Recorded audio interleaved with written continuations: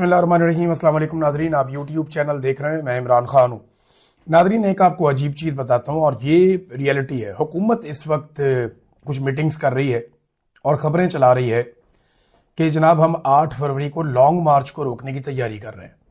यानी अटक में कोई मीटिंग हो गई पुलिस वालों की, इस्लामाबाद में कुछ तैयारियां शुरू हो गई। तो हुकूमत ने ये खबरें जानबूझकर फैलाना शुरू की हैं। हुकूमत ये चाहती है कि जैसे माजी में पाकिस्तान तहरीक इंसाफ डी चौक की तरफ आती थी, वैसे ही अब दोबारा भी वो डी चौक की तरफ आए। क्योंकि जब वो डी चौक की तरफ आएंगे तो हुकूमत के लिए काम बड़ा आसान हो जाता है कि पूरे पाकिस्तान से फ्लो बढ़ता है डी चौक की तरफ। ये आगे रुकावटें खड़ी करते हैं, लोगों को आहिस्ता आहिस्ता आहिस्ता कमजोर करते करते डी चौक तक बिल्कुल कमजोर कर देते हैं। क्योंकि ये इनका तजुर्बा हो गया ना, जैसे इमरान खान का डी चौक पहुंचने का तजुर्बा हो गया या पीटीआई का कि वो पहुंच जरूर जाते हैं, इसी तरह इनका भी तजुर्बा हो गया कि डी चौक आते आते लोगों को इतना कमजोर कर दो कि फिर वो डी चौक के अंदर मुजामत ना कर सके, और अगर ज्यादा ताकत में आ जाएं या ज्यादा तादाद में आ जाएं तो फिर उनके ऊपर गोली चलाने का एक ऑप्शन भी होता है, जो ये पहले चला चुके हैं। अब ये क्यों कर रही है हुकूमत? उसकी वजह यह है कि जो इमरान खान साहब के नौजवानों ने एक नारा लगा दिया है ना कि हर चौक डी चौक, ये एस्टेब्लिशमेंट के लिए और हुकूमत के लिए एक मुश्किल पैदा कर चुका है। वो ये चाहते हैं कि पाकिस्तान सारा इकट्ठा हो, 8 फरवरी को दोबारा इस्लामाबाद की तरफ आए, हमारी तरफ बढ़े, हम हर तरफ कंटेनर लगा देंगे, सारा कुछ बंद कर देंगे, मार कुटाई करेंगे, एक मरतबा फिर लोगों को मायूस करके भेज देंगे, 1 साल के लिए मामला दोबारा दब जाएगा। एस्टेब्लिशमेंट की और हुकूमत की सोच ये है। ये जो हर चौक डी चौक वाला फार्मूला है ना, इससे उन्हें घबराहट हो रही है। प्रॉब्लम पता है क्या है? मैं आपको बताता हूं। मसला यह है कि पाकिस्तान में जब भी कोई सियासी नारा लग जाता है ना, तो जल्दी हो या देर से हो, वो काम होता जरूर है। जब लोगों ने नारा लगाया ना पहली दफा, गो नवाज गो, तो फिर नवाज को जाना था, जल्दी हो या देर से हो। इस मुल्क में गो मुशर्रफ गो का नारा तब लगा जब परवेज मुशर्रफ बहुत ताकतवर था, फिर परवेज मुशर्रफ को भी जाना पड़ा। अदलिया की बहाली का नारा लग गया, टाइम बहुत ज्यादा लग गया लेकिन अदलिया बहाल हो गई थी। यहां जब एक सियासी नारा लग जाता है और वो अवाम के दिल की आवाज एक दफा बन जाए, तो फिर जल्दी हो या देर से हो, वो काम जरूर होता है। तो ये जो हर चौक डी चौक वाला एक फॉर्मूला है ना, ये एस्टेब्लिशमेंट के लिए हो सकता है कि मुस्तकबिल करीब में कोई प्रॉब्लम क्रिएट ना कर सके, हर चौक डी चौक ना बन सके, लेकिन बहुत मुमकिन है कि आने वाले सालों में, आने वाले महीनों में ये फॉर्मूला काम कर जाए। आज ना करे, अगली हुकूमत में काम कर जाए, लेकिन जब भी काम करेगा ये एक एंटी एस्टेब्लिशमेंट फार्मूले के तौर पे काम करेगा, और ये एस्टेब्लिशमेंट और उनकी बनाई हुई किसी भी हुकूमत के सर पे एक तलवार बन के लटकता रहेगा कि हर चौक डी चौक। अब ये होना जरूर है, ये आज हो जाए, कल हो जाए, परसों हो जाए, लेकिन ये तमाशा इस कौम ने देखना भी है और यहां लगाना भी है, और ये हम भी होता हुआ देखेंगे। इंशाल्लाह एक वक्त आएगा कि एस्टेब्लिशमेंट के लिए मुश्किल पैदा हो जाएगी, तो ये तलवार बन के उनके सर के ऊपर लटक रहा है। अब इससे बचने के लिए डाइवर्जन लगा रहे हैं जी, इस्लामाबाद आने की तैयारियां, हम मार्च को रोकने की तैयारी। कोई मार्च लेकर नहीं आ रहा। अब पूरे पाकिस्तान को बंद करने का पाकिस्तान तहरीक इंसाफ का प्रोग्राम है। 8 फरवरी को इस सिलसिले में पहला बड़ा इम्तिहान है। इसके 10 दिन के बाद रमजान शुरू हो जाएगा, तो रमजान से 10 दिन पहले पाकिस्तानियों का एक सबसे बड़ा और पहला इम्तिहान है। अगर 8 फरवरी को ये पूरा पाकिस्तान बंद करके दिखा देते हैं तो फिर क्या होगा? फिर रमजानुल मुबारक के बाद एक नया फेज आएगा और फिर ये पूरे पाकिस्तान को बंद करने का फॉर्मूला जो है उसको आगे बढ़ाएंगे, और वहां हुकूमत के लिए बहुत मुश्किलात पैदा हो जाएंगी बजट से पहले।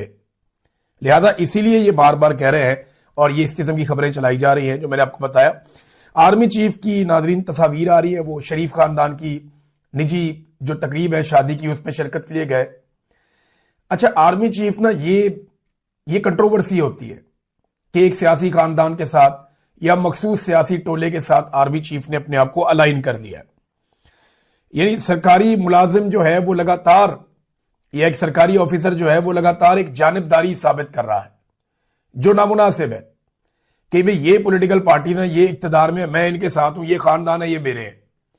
और वो भी यही कर रहे हैं कि वो अपने हर बैनर में, पोस्टर में, हर तकरीर में, हर जगह पे आर्मी चीफ को ठोकर लगा रहे हैं। इससे जो है ना वो इदारे की जानिबदारी बनती है। देखिए ना, एक तरफ एक हुकूमत है खैबर पख्तूनख्वा में, वो एक कोर कमांडर को कहते हैं कि हमारे सूबे में दहशतगर्दी के खिलाफ आपने बहुत सारे ऑपरेशन किए, को 22 बड़े ऑपरेशन और हजारों छोटे ऑपरेशन किए, आप हमेशा नाकाम हुए। हमें अब आकर यह आप बताएं कि दहशतगर्दी खत्म क्यों नहीं हुई। हम आपको बताते हैं हमारे पास क्या फार्मूला, आइए बैठ के बात करते हैं, आप हमें ब्रीफिंग दें।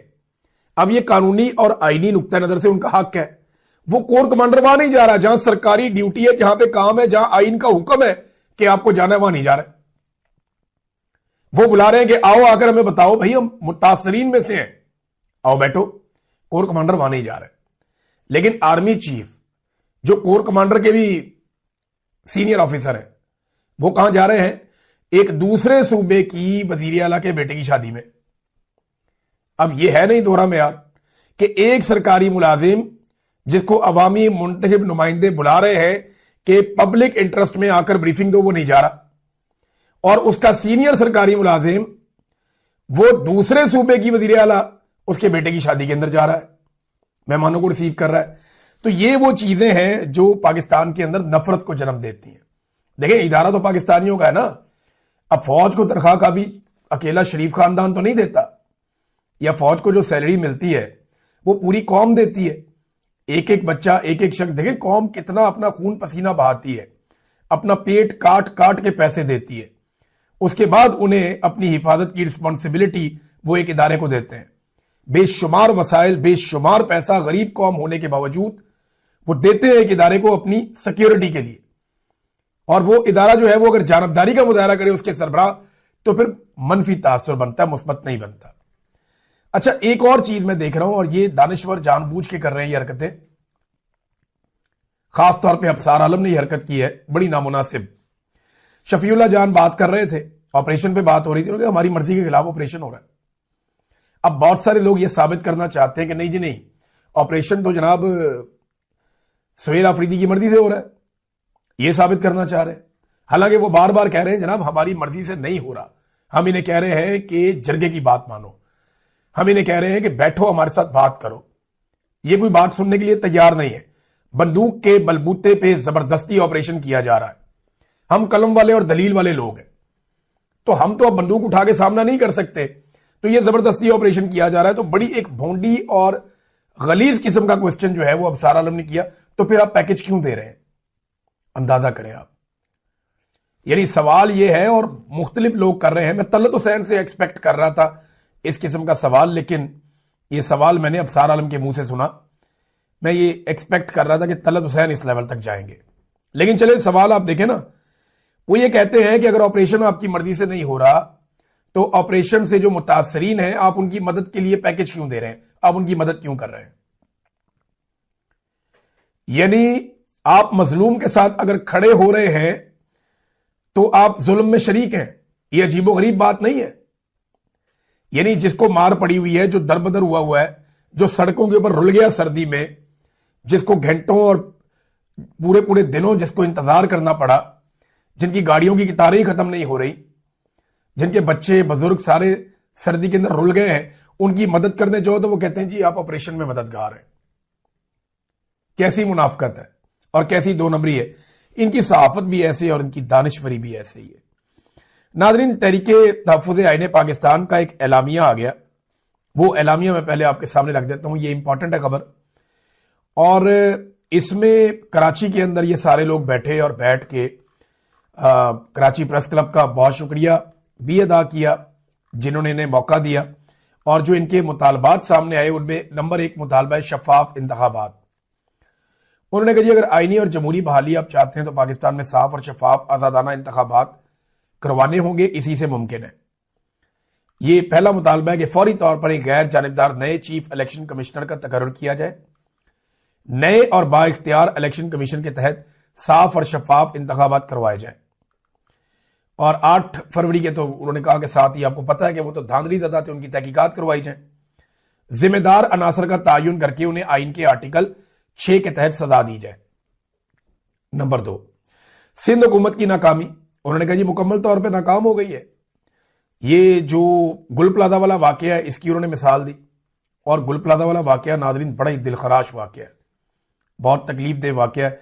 वहां पे कुछ ऑडियोज बाहर आई हैं जहां पे जो लोग जल रहे हैं उस प्लाजे में, वो अपनी आखिरी ऑडियोज भेज रहे हैं कि अगर कोई गलती हो गई तो माफ़ कर देना, और लोग चिल्ला रहे हैं कि दरवाज़ा खोलो, उनके दरवाजे के बाहर आग है, वो और ज़्यादा फैल जाएगी, अंदर आ जाएगी, और हर तरफ से घुटन हो रही है। बड़ी तकलीफ में उन लोगों ने अपनी जान दी है, और उनके प्यारे जो है वो उनकी ऑडियो शेयर कर रहे हैं। 23 घंटे गुजरने के बाद जो कराची का मेयर है वो वहां पे पहुंचा है। फायर ब्रिगेड मौके पर नहीं पहुंची। पूरा प्लाजा जो है वो राख का ढेर बन गया, और आग बुझाने वाला कोई नहीं था। 65 के करीब लोग लापता हैं, ये मेयर ने कंफर्म किया, और अब तक की जो इतला के मुताबिक 6 अफराद इस सारे सानहे के अंदर जाँ बहक हो गए हैं। तो कोई निजाम ही नहीं है कराची के अंदर।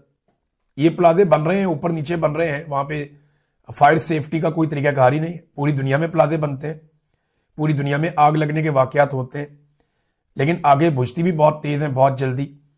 कराची इतना बड़ा शहर है, वहां के शहरी टैक्स दे देकर थक गए, लेकिन आज तक फायर ब्रिगेड का लोगों की जान बचाने का कोई निजाम ही नहीं दे पाए। पिछली सदी में जो ममालिक थे उन्होंने ये काम कर लिया था, और हम एक सदी के बाद भी ऐसा लगता है कि 2 सदियां पीछे जी रहे हैं। तो जो एलामिया उसकी तरफ वापस आते हैं। इन्होंने कहा जी अंदरून सिंध में डाकू राज है, कराची में ट्रैफिक हादसा हो रहे हैं, बच्चे खुले गटरों के अंदर गिर रहे हैं। कर एक और वाकया भी हो गया बड़ा अफसोसनाक, पीने का पानी नहीं है, सड़कें टूटी हुई हैं। ये सिंध हुकूमत की बदतरीन नाकामी का मुंह बोलता हुआ सबूत है। अदलिया पर हमले के हवाले से उनका तीसरा नुकात, 27वीं और 26वीं तरमीम के ऊपर उन्होंने तनकीद की, और साथ ही उन्होंने कहा कि जो कुछ जजों के सामने किया गया, हम इन सब मामलात की शदीद मजम्मत करते हैं। नंबर 4 उनका जो नुक्ता है वो है सियासी कैदियों की रिहाई।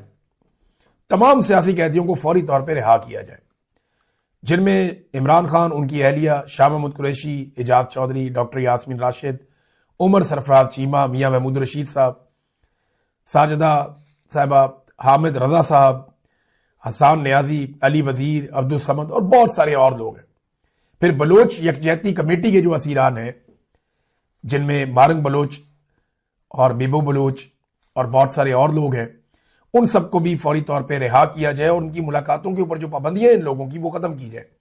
खास तौर पे इमरान खान साहब की मुलाकातें, इनके ऊपर पाबंदियां खत्म की जाए। नंबर 5, इजहार राय की जो आजादी है वो बहाल की जाए, और मीडिया के ऊपर जो पाबंदियां लगी हैं या कदगन लगाई गई है वो खत्म की जाए। ये जो पीका का एक काला कानून अब बना दिया गया है, इसे फौरी तौर पे वापस लिया जाए। अरशद शरीफ साहब के कत्ल की तहकीकात की जाए। सहाफी मेहदी अली जान के खिलाफ मुकदमात और मीडिया वर्कर्स की बरतरफियों की शदीद मजम्मत उन्होंने साथ में की है। ईमान मजारी और उनके शौहर हादी अली चट्ठा के खिलाफ मुकदमात खत्म करके शफाफ ट्रायल यकीनी बनाया जाए। छठा उनका मुतालबा था मुआशी बहरान। माशी इस्तेहकाम सियासी इस्तेहकाम के बगैर मुमकिन नहीं है। वर्ल्ड बैंक के मुताबिक पाकिस्तान की 44% से जायद आबादी गुर्बत की लकीर से नीचे चली गई है। बेरोजगारी 21% तक हो गई है। सरमायाकारी तकरीबन खत्म हो गई है। मल्टीनेशनल कंपनियां पाकिस्तान छोड़कर जा रही हैं। टेक्सटाइल इंडस्ट्री तबाही के दहाने पर खड़ी है। 144-45 बड़े यूनिट्स बंद हो गए। रियासती जबर, जबरी गुमशुदगियां और खौफ की फजा फौरी तौर पर खत्म की जाए। नंबर 7, खैबर पख्तूनख्वा और कबायली इलाकों में तहरीक तहफ़्फ़ुज़ आईन पाकिस्तान मुतालबा करती है कि ग्रैंड जरगे के मुतफ़िका मुतालबात पर फौरी तौर पर अमल दरामद किया जाए, और जिला वज़ीरिस्तान खसूसन वाना और तीरा में फौजी ऑपरेशन फौरी तौर पर बंद किया जाए। वफाकी हुकूमत खैबर पख्तूनख्वा के मामलात में सूबाई हुकूमत को एतमाद में ले। अच्छा, इसके इख्तिताम पे उन्होंने कहा कि यह तमाम मुतालबात आईन पाकिस्तान इंसानी हुकूक और अवामी मैंडेट के तहफ़्फ़ुज़ के लिए है। मुल्क को बहरान से निकालने का वाहिद रास्ता आइन की बालादस्ती, जमहूरियत और अवामी हुकूक की बहाली है। यह है नादरीन एक बहुत इंपॉर्टेंट एलामिया। नादरीन, डोनाल्ड ट्रंप के हवाले से एक खबर है, मैं आपके साथ शेयर करता हूं। पहले पाकिस्तान ने अचानक खबर आई पाकिस्तान से और रोला पड़ गया कि जी वजीर आजम शहबाज शरीफ को डोनाल्ड ट्रंप ने खसूसी दावत दे दी है कि जो गजा का अमन बोर्ड है उसका हिस्सा आप आकर बन जाए। इन्होंने बगलें बजानी शुरू कर दी। तो मैं आपको बताता हूं कि कौन कौन से मुल्कों को दावत अभी तक कंफर्मेशन आई है। डोनाल्ड ट्रंप ने लगभग आधी दुनिया को दावत दे दी है, सिर्फ हम नहीं है। हंगरी, वियतनाम, ऑस्ट्रेलिया, बरतानिया, पाकिस्तान, भारत, उर्दन, यूनान, साइप्रस, कनाडा, तुर्की, मिस्र, पैराग्वे, अर्जेंटीना, अल्बानिया, ये वो ममालिक हैं जो कंफर्मेशन दे चुके हैं, और बहुत सारे दीगर ममालिक हैं वो भी एक एक करके कंफर्मेशन दे रहे हैं। लेकिन डोनाल्ड ट्रंप ने दो तरह की चीजें बनाई ना। एक तो उन्होंने बनाई है एग्जीक्यूटिव कमेटी।